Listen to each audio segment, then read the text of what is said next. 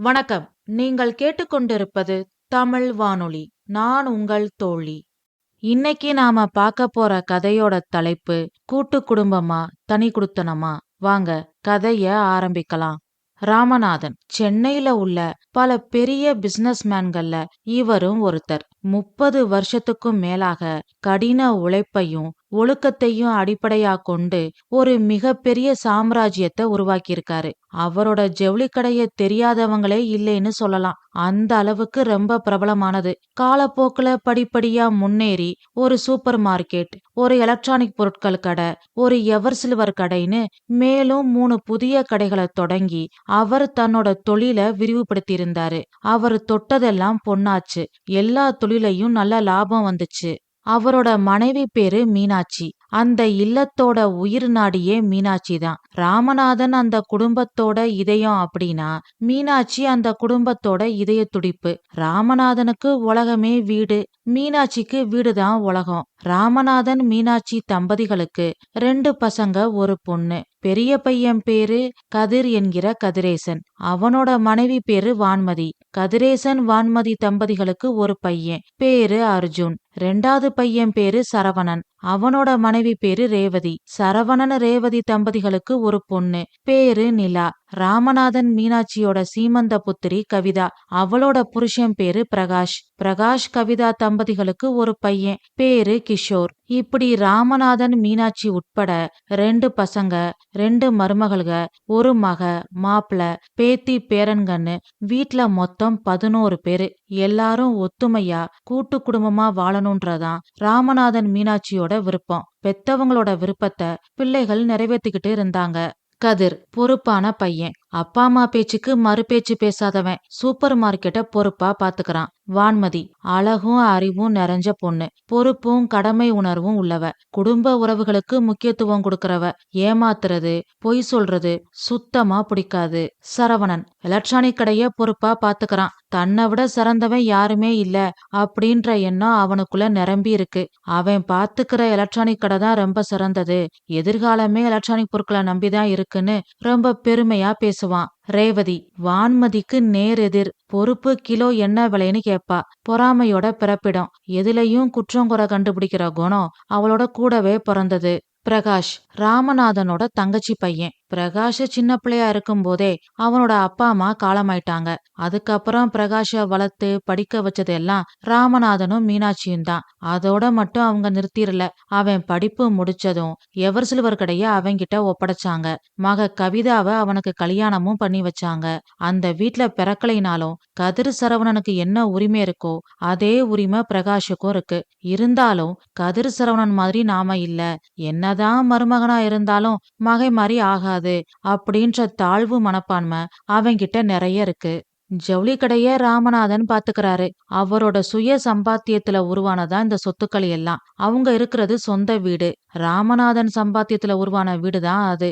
அவங்க கடையில வர வருமானம் அவங்களுக்கு சொந்தம். வீட்டு செலவை 4 பாகமா பிரிச்சு அவங்க பங்க முதல் தேதி மீனாட்சி கிட்ட கொடுத்துடணும். இது ராமநாதனோட உத்தரவு. இது மூலம் பொருளாதார விஷயமா யாருக்கும் எந்த கருத்து வேறுபாடும் வராது அப்படின்னு அவர் திடமா நம்பினாரு. அதுபடியே பிள்ளைகளும் நடந்துகிட்டாங்க. ராமநாதனோட வீடு எப்பவும் கலகலப்பா இருக்கும். ஆனா அதே சமயம் பிரச்சனைக்கும் பஞ்சம் இருக்காது. கணவன் மனைவி மட்டும் தனி குடுத்தனம் நடத்துற வீடுகள்லயே சண்டை சச்சரவுக்கு பஞ்சம் இருக்காது. 11 பேர் உள்ள கூட்டு குடும்பத்துல கேட்கவா வேணும்? விடிஞ்சா எந்திரிச்சா தினமும் ஏதாவது ஒரு பிரச்சனை வந்துரும். ராமநாதன், கதிர், சரவணன், பிரகாஷ் 4 பேரும் 9 மணிக்கு அவங்க கடைக்கு கிளம்பிருவாங்க. கவிதாவோட பையன் கிஷோர் தான் பெரியவன். அடுத்து வான்மதியோட பையன் அர்ஜுன். 2 பேருக்கும் 8 மணிக்கு ஸ்கூல் வேன் வந்துரும். ரேவதியோட பொண்ணு நிலா கடைக்குட்டி. வீட்டுக்கு பக்கத்துல இருக்கிற பிளே ஸ்கூலுக்கு காலையில 9 மணிக்கு போயிட்டு மத்தியானம் 12 மணிக்கு வந்துருவா. அவளை கூட்டிட்டு வர்றது பாட்டி மீனாட்சியோட வேலை. அதிகாலையில எந்திரிச்சு வாசல் தெளிச்சு கோலம் போட்டுட்டு சமையல் வேலையில மும்மரமா இருந்தா வான்மதி. மெதுவா எந்திரிச்சு 8 மணிக்கு சமையல் அறைக்குள்ள வந்த ரேவதிய ஒரு நிமிஷம் பார்த்துட்டு மறுபடியும் வேலையில மும்முரமானா வான்மதி. என்ன மாதிரிதான் இவளும் இந்த வீட்டு மருமக. ஆனா ஒரு வேலையும் செய்யறதில்ல. ஏன் செய்யலைன்னு யாரும் கேக்குறதும் இல்ல. இதே நான் இவ்வளவு லேட்டா வந்தா இந்நேரம் ஆளாளுக்கு 1000 கேள்வி கேட்டிருப்பாங்க. இது என்ன நியாயமோ தெரியல. பல நேரங்கள்ல பல கேள்விகளுக்கு நமக்கு பதில் தெரியறதே இல்ல. நியாயம் இல்லைன்னு தெரிஞ்சும் ஏன் யாரும் எதுவும் கேட்க மாட்றாங்க, பேச மாட்றாங்கன்னு புரியல அப்படின்னு மனசுக்குள்ள தனக்குத்தானே பேசிக்கிட்டு வேலைகளை பார்த்தா வான்மதி. அப்போ அங்க வந்த மீனாட்சி ரேவதிய பார்த்து கேட்டா, என்ன ரேவதி, இப்பதான் எந்திரிச்சு வரியா? கொஞ்சம் சீக்கிரம் வந்திருக்கலாம்ல. பாவம் வான்மதியா எல்லா வேலையும் செஞ்சு கஷ்டப்பட்டுக்கிட்டு இருக்கா அப்படின்னு மீனாட்சி கேட்டதும், அப்பாடி, தனக்காக கேள்வி கேட்கவும் ஒரு ஜீவன் இந்த வீட்ல இருக்காங்களே அப்படின்னு நினைச்சு கொஞ்சம் ஆறுதல் அடைஞ்சா வான்மதி. ஆனா அடுத்த நொடி, அத்தை, நானாவது பரவாயில்ல, இப்பவாது எழுந்து வந்தேன். இன்னும் உங்க மக கவிதா ரூமை விட்டு வெளியில வரவே இல்ல அப்படின்னு ரேவதி சொன்ன பதில் வான்மதியோட ஆறுதலை மட்டும் இல்ல, மாமியார் மீனாட்சியையும் வந்த சுவடே தெரியாம விரட்டிருச்சு. மீனாட்சி போனதும் ரேவதி வான்மதி கிட்ட வந்தா. அக்கா, நான் ஒன்னு சொன்னா தப்பா நினைக்க மாட்டீங்களே? சொல்லு ரேவதி. நீங்க இப்படி எல்லா வேலையும் இழுத்து போட்டு பாக்குறதாலதான் அத்தை என்னையும் கேக்குறாங்க. இனிமே நீங்க இப்படி பண்ணாதீங்க. அப்போ வீட்டு வேலையெல்லாம் யாரு பாக்குறது? ஏன் அவங்க மக இல்ல, அவ பாக்கட்டும். என்ன ரேவதி சொல்ற? பின்ன என்னக்கா, நாம இந்த வீட்டுக்கு வேலைக்கா வந்திருக்கோம், வாழ வந்திருக்கோம். இவங்க பொண்ணு எப்படியோ அப்படித்தான் நாமளும். நமக்கு மட்டும் எக்ஸ்ட்ராவா 2 கை கால் இல்ல. அவங்க மக ரெஸ்ட் எடுக்கணும், நாம எல்லா வேலையும் பார்க்கணுமா? இது என்ன நியாயம்? நியாயம் இல்லதான். ஆனா இத நாம யார்கிட்ட கேட்டாலும் நமக்கு நியாயம் கிடைக்காது. நம்மளதான் அட்ஜஸ்ட் பண்ணி போக சொல்லுவாங்க. என்னால எல்லாம் அட்ஜஸ்ட் பண்ணி போக முடியாது. நான் இப்படித்தான். வேலை பார்க்க சோம்பேறித்தனம், அத மறைக்க என்னம்மா நியாயம் பேசுறா? இவ சொல்றதுல நியாயம் இருந்தாலும் இவகிட்டயும் சில தப்புகள் இருக்கு. இவளோட கடமைகளை ஒழுங்கா செஞ்சுட்டு கவிதாவை குறை சொன்னா அது எடுபடும். இவ எதுவுமே செய்யாம கவிதாவை மட்டும் குறை சொன்னா அது நியாயமா? என்ன பொறுத்த வரைக்கும் கவிதா, ரேவதி 2 பேரும் ஒரே மாதிரிதான். இந்த வீட்டு வேலைக்காரி நான் தான் அப்படின்னு மனசுக்குள்ள நினைச்சுக்கிட்டு ரேவதிய பார்த்து சிரிச்சா வான்மதி. அப்புறம் மறுபடியும் வேலைகளை மும்முரமாயிட்டா. இவங்களுக்கு நாம தான் மூத்த மருமக. அத்தைக்கு அடுத்து நாம தான் இந்த குடும்பத்தை தாங்க போறோம். நாம தான் எல்லான்ற எண்ணம். எல்லாரும் தன்னை நல்லவங்கன்னு சொல்லி பாராட்டணும். அதுக்காகத்தான் இப்படி ஓடி ஓடி வேலை செய்யறாங்க. நமக்கு இந்த வேலையும் வேண்டாம், நல்ல பேரும் வேண்டாம் அப்படின்னு மனசுக்குள்ள நினைச்சுக்கிட்டு அங்கிருந்து போனா ரேவதி. இது மாதிரி அந்த குடும்பத்துல கருத்து வேறுபாடுகள் அதிகம். அதுக்கடுத்த ஒரு வாரத்துல மாசத்தோட முதல் தேதி வந்துச்சு. கடையிலிருந்து வந்ததும் எல்லாரும் லாப நஷ்ட கணக்குகளை ராமநாதன் கிட்ட கொடுத்தாங்க. எல்லாத்தையும் பார்த்துட்டு ராமநாதன் சொன்னாரு, இந்த மாசம் எலக்ட்ரானிக் கடையில நல்ல லாபம் போல. எல்லாத்துக்கும் சரவணன் தான் காரணம். சரவணா, வாழ்த்துக்கள். இதே மாதிரி இன்னும் நல்லா வேலை பார்க்கணும் அப்படின்னு 2வது பையன் சரவணனை பாராட்டுனாரு ராமநாதன். கண்டிப்பாப்பா, தேங்க்ஸ்பா அப்படின்னு சொல்லிட்டு அண்ணன் கதிர பெருமையோட பார்த்தான் சரவணன். அப்புறம் ராமநாதன் சொன்னாரு, கதிர், சூப்பர் மார்க்கெட்லயும் நல்ல வியாபாரம்தான். ஆனா எலக்ட்ரானிக் கடைய ஒப்பிடும்போது லாபம் கொஞ்சம் கம்மியா இருக்கு. வியாபாரத்தை அதிகப்படுத்த என்ன பண்ணலாம்னு யோசி. நல்ல ஐடியா தோணுச்சுன்னா என்கிட்ட சொல்லு. நாம டிஸ்கஸ் பண்ணி வியாபாரத்தை அதிகப்படுத்த என்ன பண்ணலாம்னு பார்க்கலாம். சரிப்பா அப்படின்னு கதிர் சொன்னதும் சரவணன் சொன்னான், கதிரண்ணா, சூப்பர் மார்க்கெட் எல்லாம் ஓல்டு மாடல். நீ கொஞ்சம் மாடர்னா திங்க் பண்ணு. இனி எதிர்காலமே எலக்ட்ரானிக் பொருட்களை நம்பிதான் இருக்கு. இன்னும் சொல்ல போனா எல்லாத்துலயும் ஏஐ வந்துருச்சு. அதனால ஃபியூச்சரே எலக்ட்ரானிக் பொருட்களும் ஏஐயும் தான் அப்படின்னு சொல்லி சரவணன் கிண்டல் பண்ணி சிரிச்சான். கதிரோட முகமே வாடி போச்சு. வான்மதி சொன்னா, தம்பி, என்னதான் எலக்ட்ரானிக் பொருட்களும் ஏஐயும் எதிர்காலமா இருந்தாலும் பசிச்சா சாப்பாட்டை தான் தேடி வரணும். அதுக்கு சூப்பர் மார்க்கெட் முக்கியம். என்னைக்கும் நிரந்தரம் சூப்பர் மார்க்கெட்டு தான் அப்படின்னு அவ சொல்லி முடிக்கிறதுக்குள்ள ரேவதி சொன்னா, அக்கா, நீங்க சொல்றது நியாயமா இருந்தாலும் லாபம் இதுல தானே அதிகம் வருது. லாபமும் வருமானமும் எது அதிகம் தருதோ அதுதானே சிறந்தது அப்படின்னு ரேவதி சொல்லிட்டு இருக்கும் போது, அப்போ எவர் சில்வர் கடையில ஒண்ணுமே வரலைன்னு சொல்றீங்களா அப்படின்னு கவிதா அவ பங்குக்கு பேச்ச ஆரம்பிச்சா. அது வரைக்கும் பொறுமையா இருந்த ராமநாதன் இப்போ பேச ஆரம்பிச்சாரு. ஒரு நிமிஷம், எல்லாரும் கொஞ்சம் அமைதியா இருக்கிறீங்களா? எந்த தொழிலும் மட்டும் இல்ல, எல்லா வேலையும் நல்ல வேலைதான். செய்யும் தொழிலே தெய்வம். அத முதல்ல புரிஞ்சுக்கோங்க. யார பத்தியும் யாரும் குறைவா மதிப்பிடாதீங்க அப்படின்னு ராமநாதன் சொன்னதும் எல்லாரும் அமைதியாயிட்டாங்க. அப்புறம் அந்த மாசம் வீட்டு செலவுக்கான அவரவர் பங்கு பணத்தை மீனாட்சி கிட்ட கொடுத்தாங்க. பணத்தை வாங்கிக்கிட்டு மீனாட்சி உள்ள போனா. பூஜை அறையில பணத்தை வச்சு சாமி கும்பிட்டுட்டு அப்புறம் பணத்தை அலமாரியில வச்சா. என்னதான் ராமநாதன் சமாதானப்படுத்தினாலும் கதிர் உள்ளத்திலையும் வான்மதி உள்ளத்திலையும் சிறு நெருடல் இருந்துகிட்டே இருந்துச்சு. ஆனா இது எல்லாத்தையும் விட பிரகாஷ் உள்ளத்துல தாழ்வு மனப்பான்மை கொழுந்து விட்டு எரிஞ்சுது. பசங்க பாத்துக்கிற வியாபாரத்தை மட்டும் பேசுறாங்க, நான் பாத்துக்கிற வியாபாரத்தை பத்தி பேசவே இல்ல. என்ன இருந்தாலும் மகன்தான், மாப்பிள்ள தான். பெரியவங்க இருக்கும் போதே இப்படின்னா அவங்க காலத்துக்கு அப்புறம் நம்ம நிலைமை அப்படின்ற எண்ணம் வந்து அவனோட நிம்மதியையும் உறக்கத்தையும் கெடுத்துச்சு. இது மாதிரி அடிக்கடி ஒருத்தருக்கு ஒருத்தர் கருத்து வேறுபாடு வரும். அதனால சில நாட்கள் ஒருத்தரோட ஒருத்தர் பேசாம இருப்பாங்க. மாமனாரும் மாமியாரும் சமரசம் செஞ்சு வைப்பாங்க, மறுபடியும் ஒத்துமையா இருப்பாங்க. அப்புறம் கொஞ்ச நாட்கள் கழிச்சு மறுபடியும் பிரச்சனை வரும், மறுபடியும் சமரசம், மறுபடியும் ஒத்துமை, மறுபடியும் சண்டை. இப்படி எவ்வளவு மனஸ்தாபங்கள் இருந்தாலும் எல்லாரும் ஒன்னா இருக்காங்க. அதுக்கு பல காரணங்கள் இருக்கு. முதல் காரணம், இப்போ ஜவுளி கடைய ராமநாதன் பாத்துக்கிறாரு, சூப்பர் மார்க்கெட்ட கதிர் பாத்துக்கிறான், எலக்ட்ரானிக் கடைய சரவணன் பாத்துக்கிறான், பாத்திர கடைய மாப்பிள்ள பிரகாஷ் பாத்துக்கிறான். அவரவர் கடையில வர வருமானம் அவரவருக்கு சொந்தம். தனி குடுத்தனம் போயிட்டா வேலையும் போயிரும், வருமானமும் போயிரும். ரெண்டாவது காரணம், வீட்டு செலவை 4 பாகமா பிரிச்சு அவரவர் பங்க 1ஆம் தேதி மீனாட்சி கிட்ட கொடுக்கணும். வீட்டு செலவுல 4ல 1 பாகம்ன்றதால செலவு ரொம்ப கம்மி. தனி குடுத்தனம் போனா முழு வீட்டு செலவையும் சமாளிக்கணும். வருமானத்துல பெரும்பகுதி செலவுலயே போயிடும். மூணாவது காரணம், இது மாமனாரோட சொந்த வீடு, அதனால வாடகை பிரச்சனை இல்ல. தனி குடுத்தனம் போனா வாடகை வேற கொடுக்கணும். நாலாவது காரணம், தனி குடுத்தனம் போயிட்டா அதனால கோபத்துல மாமனாரு சொத்துல எதுவும் கிடையாது அப்படின்னு சொல்லிட்டா என்ன செய்யறதுன்ற பயம். இதுதான் இவங்க தனி குடுத்தனம் போகாம இருக்க காரணம். அதனால எவ்வளவு கருத்து வேறுபாடுகள் இருந்தாலும் மனஸ்தாபங்கள் இருந்தாலும் ஒருத்தருக்கொருத்தர் விட்டு கொடுத்து சில நேரங்கள்ல பெருந்தன்மையோட மன்னிச்சு மறந்து சில நேரங்கள கண்டுக்காம அனுசரிச்சு கூட்டு குடும்பமா வாழ்ந்துட்டு இருக்காங்க. இந்த கூட்டு குடும்ப வாழ்க்கை நிலைக்கணும் அப்படின்னு ராமநாதனும் மீனாட்சியும் தினமும் கடவுள்கிட்ட வேண்டிக்கிட்டு இருக்காங்க. ஆனா கடவுள் அவங்கள சோதிக்க ஆரம்பிச்சான். சூப்பர் மார்க்கெட்டுல தன்னோட அறையில கடந்த மாதம் ஏன் லாபம் குறைஞ்சது, என்னென்ன பொருட்கள் சேல்ஸ் ஆகாம இருக்கு, ரிட்டர்ன் எவ்வளவுன்னு எல்லாத்தையும் சரி பார்த்துக்கிட்டு இருந்தான் கதிர். அன்னைக்கு சூப்பர் மார்க்கெட்ல கூட்டம் அதிகமா இருந்தது, ஒரே சத்தமா இருந்தது. ஏன் இவ்வளவு சத்தமா இருக்கு, என்னாச்சுன்னு பார்க்க கதிர் வெளியில வந்தான். அவனை கஸ்டமர்ஸ் சுத்தி வளைச்சுக்கிட்டாங்க. சார், பொருளெல்லாம் முன்னாடி மாதிரி தரமா இல்ல, அரிசி நல்லாவே இல்ல அப்படின்னு சொன்னாரு ஒருத்தர். போன மாசம் வாங்கின அதே பொருள் தான் இந்த மாசம் டபுள் மடங்கு விலை ஏறி இருக்கு, என்ன காரணம் சார் அப்படின்னு கேட்டாரு இன்னொருத்தர். சார், சில பொருட்கள் எல்லாம் எப்ப கேட்டாலும் ஸ்டாக் இல்ல ஸ்டாக் இல்லைன்னே உங்க ஆட்கள் சொல்றாங்க, எப்பதான் ஸ்டாக் வரும் அப்படின்னு கேட்டா ஒருத்தி. கதிருக்கு ஒண்ணுமே புரியல.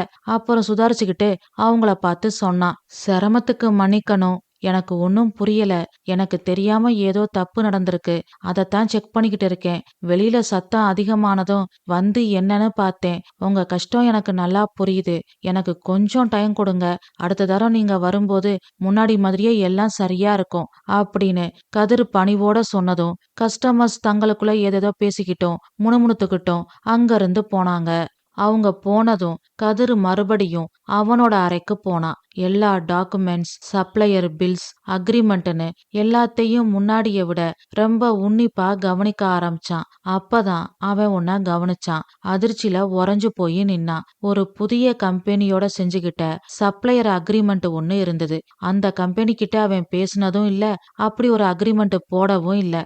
அது மட்டும் இல்ல, அந்த அக்ரிமெண்ட்ல அவனோட கையெழுத்து வேற இருந்தது. அவனுக்குள்ள குழப்பமும் கலக்கமும் அதிகரிச்சுது. நான் இந்த கம்பெனியோட பேசினதே இல்லையே, அப்புறம் எப்படி அக்ரிமெண்ட், அதுலயும் அச்சு அசல் என் கையெழுத்து மாதிரியே இருக்கு, ஆனா நான் இதுல சைன் பண்ணவே இல்லையே, இங்க என்னதான் நடக்குது, எனக்கு பைத்தியமே பிடிச்சிரும் போல இருக்கு அப்படின்னு தலையில கை வச்சபடி நாற்காலியில உட்கார்ந்தான். அப்புறம் மேனேஜரை கூப்பிட்டு பேசினான். இந்த கம்பெனிக்கு எப்போ நாம அக்ரிமெண்ட் போட்டோம், யாரு போட்டாங்கன்னு தெரியுமா? என்ன சார் இப்படி கேக்குறீங்க, நீங்க தான் அக்ரிமெண்ட் போட்டீங்கன்னு சொன்னாங்க. நான் அக்ரிமெண்ட் போடவே இல்லையே. என்ன சார் சொல்றீங்க? ஆமா, இங்க என்ன நடக்குதுன்னே எனக்கு ஒன்னும் புரியல. சரி, இவங்க எத்தனை நாளா நமக்கு சப்ளை பண்றாங்க? கடந்த 2 மாசமா அப்படின்னு மேனேஜர் சொன்னதும் கதிர் வேகமா கம்ப்யூட்டரை பார்த்தான். கடந்த 2 மாசமா படிப்படியா வியாபாரம் குறைஞ்சுகிட்டே வந்திருக்கு. கதிருக்கு அதிர்ச்சியா இருந்தது. அப்புறம் மேனேஜரை பார்த்து கேட்டான். அப்போ பழைய சப்ளையர்ஸ் என்ன ஆச்சு? அவங்க அக்ரிமெண்ட் முடிஞ்சு போச்சு. மறுபடியும் ரெனிவல் பண்ணுவீங்கன்னு அவங்க ஆசையோட காத்திருந்தாங்க. ஆனா அதுக்குள்ள நீங்க இந்த புது கம்பெனிக்கு ஆர்டர் கொடுத்து அக்ரிமெண்ட் சைன் பண்ணிட்டீங்க அப்படின்னு மேனேஜர் சொன்னதும் கதிரோட கோபம் எல்லைய கடந்துச்சு. நான் தான் சைன் பண்ணலைன்னு சொல்றேன்ல, சும்மா சும்மா நான் சைன் பண்ணிட்டேன்னு சொன்னா என்ன அர்த்தம்? ஏன் சார் கோவப்படுறீங்க? நீங்க சைன் பண்ணலைன்னு நான் வேணா நம்பலாம், ஆனா சட்டம் அப்படின்னு மேனேஜர் கேட்டதும் கதிர் அமைதியா உட்கார்ந்தான். அப்புறம் கேட்டான், இதெல்லாம் ஏன் என்கிட்ட சொல்லல? உங்களுக்கு தெரிஞ்சுதான் நடக்குதுன்னு இருந்தேன் சார் அப்படின்னு மேனேஜர் சொன்னதும் கதிர் அவரை நிமிந்து பார்த்தான். அவரு தலை குனிஞ்சு நின்னாரு. அவர்கிட்ட கோவப்பட்டு என்ன செய்யறது? யாரோ செஞ்ச தப்புக்கு அவரை திட்டி என்ன ஆக போகுது அப்படின்ற எண்ணம் வந்ததும் கதிர் அமைதியானா. சரி, நீங்க போங்க, இத நான் எப்படியாவது சரி பண்றேன் அப்படின்னு கதிர் சொன்னதும் மேனேஜர் அங்கிருந்து போனாரு. அதுக்கப்புறம் கதிர் அந்த புது கம்பெனிக்கு போன் பண்ணி பேசினா. சார், நீங்க தான் அக்ரிமெண்ட் சைன் பண்ணிருக்கீங்க. இன்னும் 1 வருஷத்துக்கு நீங்க எங்ககிட்ட தான் பொருள் வாங்கணும். இல்லைன்னா நான் கோர்ட்டுக்கு போக வேண்டியிருக்கும். எங்களுக்கு நீங்க நஷ்டஈடு கொடுக்க வேண்டியிருக்கும் அப்படின்னு சொல்லிட்டு போனை வச்சுட்டாரு அந்த புது கம்பெனியோட முதலாளி. என்ன செய்யறதுன்னு புரியாம கதிர் நிலதடுமாறி போனான். வீட்டுக்கு வந்தான். யாருகிட்டயும் எதுவும் பேசல. சாப்பிட்டுட்டு அமைதியா அவனோட ரூமுக்கு வந்துட்டான். எல்லா வேலைகளையும் முடிச்சிட்டு வான்மதி வந்தா. என்னன்னு விசாரிச்சா. முதல்ல சொல்ல மறுத்தான். அப்புறம் வான்மதி வற்புறுத்தி கேட்டதும் எல்லாத்தையும் சொன்னான். வான்மதிக்கு பேரதிர்ச்சியா இருந்தது. என்ன செய்யறதுன்னு விடிய விடிய யோசிச்சாங்க. ஆனா ஒண்ணுமே தோணல. ராமநாதன் கிட்ட சொல்ல 2 பேருக்குமே தைரியம் இல்ல. அதுக்கு காரணம் கதிருக்கு தெரியாம கதிரோட கையெழுத்து எப்படி அக்ரிமெண்ட்ல வந்திருக்கும்? இந்த கேள்விக்கு யாருகிட்டயும் பதில் இல்ல. அதனால இத சொன்னா ராமநாதன் சத்தியமா நம்ப மாட்டாரு. உறவுக்காரங்க முன்னாடி வான்மதி கூனி குறுகி நிக்க வேண்டியிருக்கும். கூட பிறந்தவங்க முன்னாடி கதிர் அவமானப்பட வேண்டியிருக்கும். அதனால இத பத்தி அவங்க யாருகிட்டயும் எதுவும் சொல்லல. நாட்கள் போச்சு. புதிய சப்ளையரோட அட்டகாசம் நாளுக்கு நாள் அதிகரிச்சுது. பொருட்களோட தரம் குறைவு, ஆனா விலை அதிகம். அதனால கஸ்டமர்ஸ் வேறு கடை நோக்கி போக ஆரம்பிச்சாங்க. வியாபாரம் நாளுக்கு நாள் குறைஞ்சது. ராமநாதன் கேக்குற எந்த கேள்விக்கும் கதிர்கிட்ட பதில் இல்ல. அமைதியா இருந்தான். ராமநாதனோட கோபம் எல்லைய கடந்தது. சில நேரங்கள்ல எல்லாரும் முன்னாடியும் கதிர்கிட்ட கடுமையா பேசினாரு. கதிர் கூனி குறுகி நின்னா. அத வான்மதியால தாங்கிக்க முடியல. நாட்கள் போக போக வீட்டு செலவுக்கு பணம் கொடுக்க கூட கதிரால முடியல. அதனால சேவிங்ஸ் பணத்தை எடுத்து வான்மதி கொடுக்க ஆரம்பிச்சா. நிலைமை மோசமாயிட்டே போகுதுன்னு வான்மதி கவலைப்பட்டா. அன்னைக்கு ராத்திரி கதிர் வந்ததும் சேவிங்ஸ் பணத்தை எடுத்து வீட்டு செலவுக்கு கொடுத்த விவரத்தை கதிர்கிட்ட சொன்னா வான்மதி. சரி, இப்போ என்ன பண்ணலாம்னு சொல்ற? கண்டிப்பா இந்த வீட்ல இருக்கிற யாரோ தான் இத பண்ணிருக்காங்க. நீ என்ன சொல்ற? எங்க அப்பா? ச்சே, கண்டிப்பா உங்க அப்பா இப்படி பண்ணிருக்க மாட்டாரு. அப்போ வேற யாரு? எனக்கு உங்க தம்பி மேலதான் டவுட்டு. அன்னைக்கு அவரோட எலக்ட்ரானிக் கடைய பத்தி ரொம்ப பெருமையா பேசினாருல வான்மதி. ஆதாரம் இல்லாம நாம யாரையும் குறை சொல்லக்கூடாது. அப்படி சொன்னா கூட்டு குடும்பம் சிதறி போயிடும். அப்போ நாம இப்படியே கஷ்டப்பட்டுக்கிட்டு அமைதியா இருப்போமா? இப்போ என்ன முடிவா சொல்ல வர? உங்க அப்பா அம்மா கிட்ட எல்லா உண்மையும் சொல்லிட்டு சொத்தை பிரிச்சுக்கிட்டு நாம தனியா போயிடலாம். அது நான் உயிரோட இருக்கிற வரைக்கும் நடக்காது. அப்போ நானும் என் பிள்ளையும் இங்க இருந்து கிளம்புறோம். நீங்க உங்க தம்பி தங்கச்சியோட சந்தோஷமா இருங்க அப்படின்னு சொல்லிட்டு வான்மதி அழுதா. அவளை பார்க்கும்போது கதிருக்கு பாவமா இருந்துச்சு. காலையில எந்திரிச்சதுல இருந்து 24 மணி நேரமும் இந்த வீட்டுக்காக உழைக்கிறா.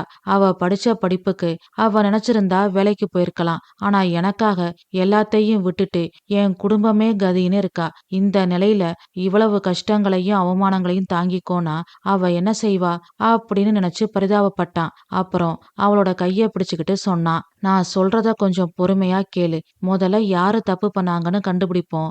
ஆதாரத்தோட அப்பா அம்மா கிட்ட சொல்லுவோம். அதுக்கப்புறம் அவங்க என்ன முடிவெடுக்கிறாங்கன்னு பார்த்துட்டு நாம ஒரு முடிவெடுக்கலாம் அப்படின்னு கதிர் சொன்னதும் வான்மதி லேசா சிரிச்சா. முகத்துல நம்பிக்கை ஒளி பிரகாசமிட ஆரம்பிச்சுது.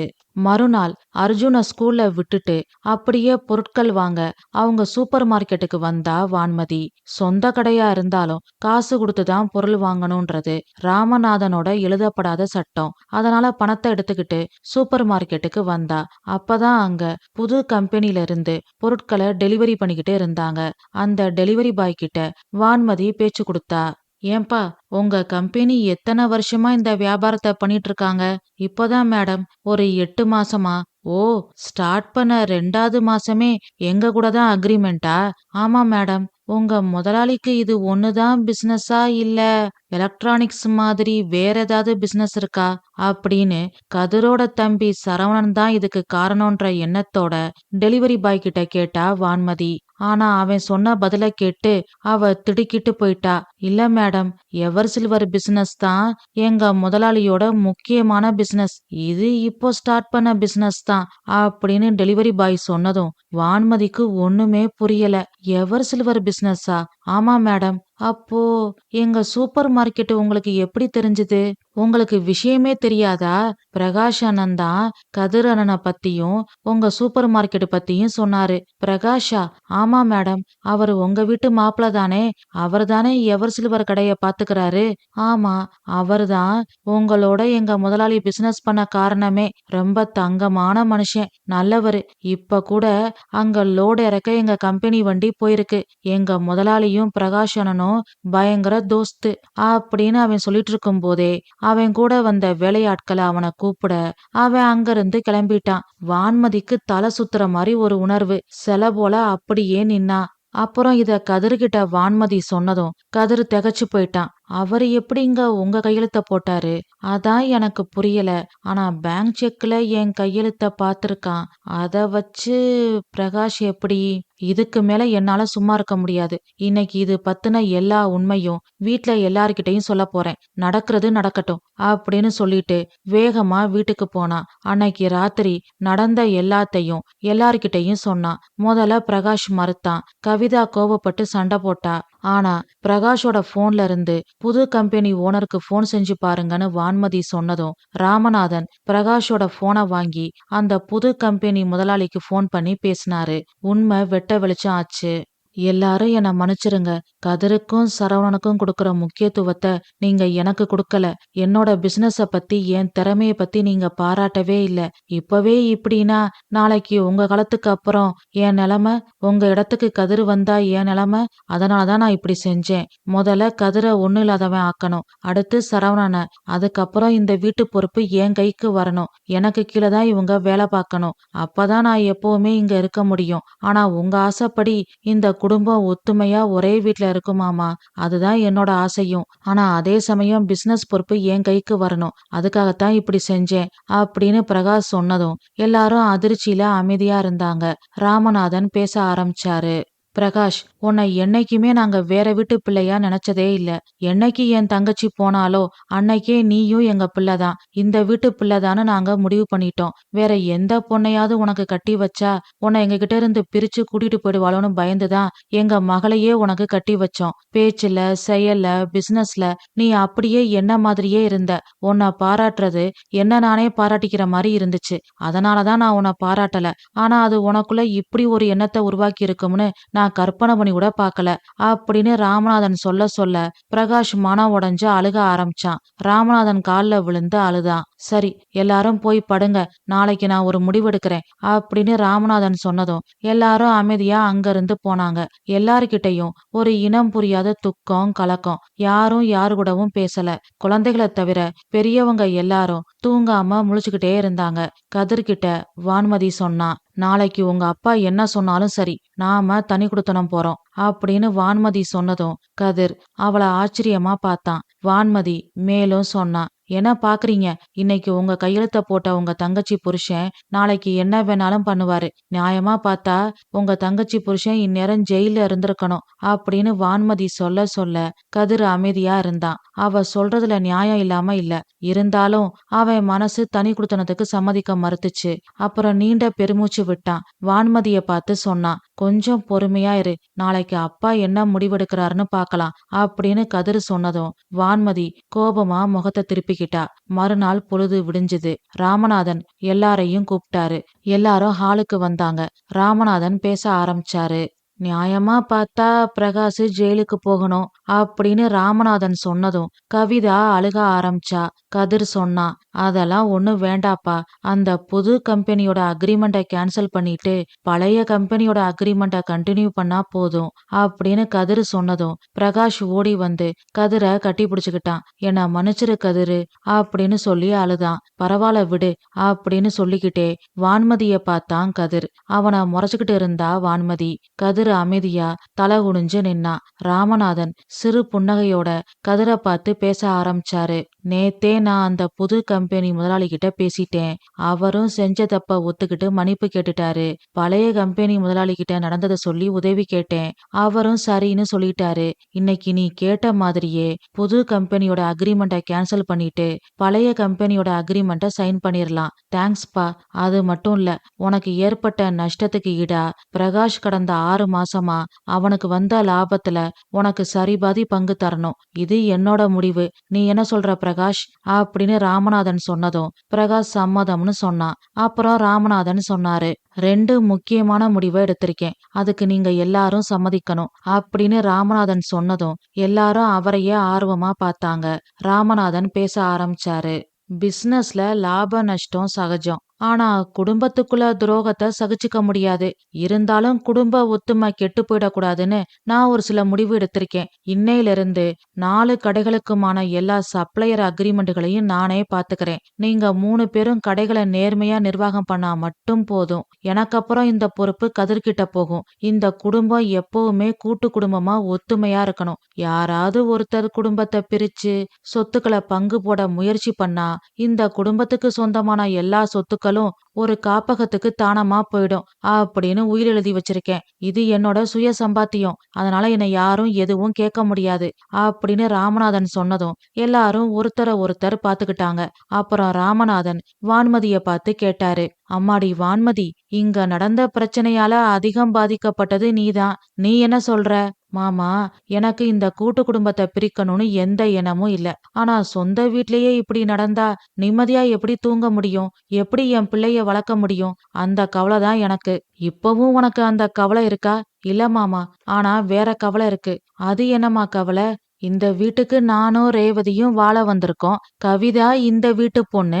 பிசினஸ்ல எப்படி இவங்க 3 பேருக்கும் சமமா பிரிச்சு கொடுத்திருக்கீங்களோ அது மாதிரி வீட்டு வேலைகளையும் எங்க 3 பேருக்கும் சரிசமமா பிரிச்சு கொடுத்துருங்க. இனிமே நான் ஒருத்தி மட்டும் ஏமாளி மாதிரி எல்லா வேலையும் பார்க்க முடியாது மாமா அப்படின்னு வான்மதி சொன்னதும் ராமநாதனும் மீனாட்சியும் ஒருத்தர ஒருத்தர் பாத்துக்கிட்டாங்க. அப்புறம் மீனாட்சி வீட்டு வேலைகளை பிரிச்சு கொடுத்தா. ச்சே, இன்னையிலிருந்து வீட்டு வேலை பார்க்கணுமே அப்படின்ற சலிப்போட ரேவதியும் கவிதாவும் ஒருத்தர ஒருத்தர் பாத்துக்கிட்டாங்க. என்னதான் சமாதானம் சொன்னாலும் நிலைமைய சரி செஞ்சு பிரச்சனைய தீர்த்து வச்சாலும் வான்மதி உள்ளத்துல விரிசல் விழுந்துருச்சு. உடஞ்ச கண்ணாடி ஒட்டாது.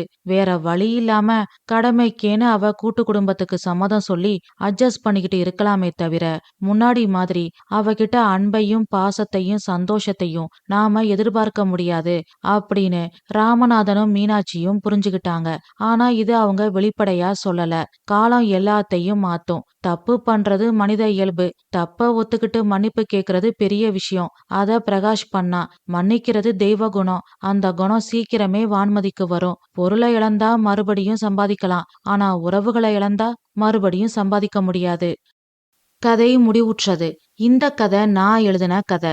இந்த கதை உங்களுக்கு பிடிச்சிருந்தா லைக் பண்ணுங்க, ஷேர் பண்ணுங்க, கமெண்ட் பண்ணுங்க. நம்ம தமிழ் வானொலி சேனலை சப்ஸ்கிரைப் பண்ணாதவங்க சப்ஸ்கிரைப் பண்ணுங்க.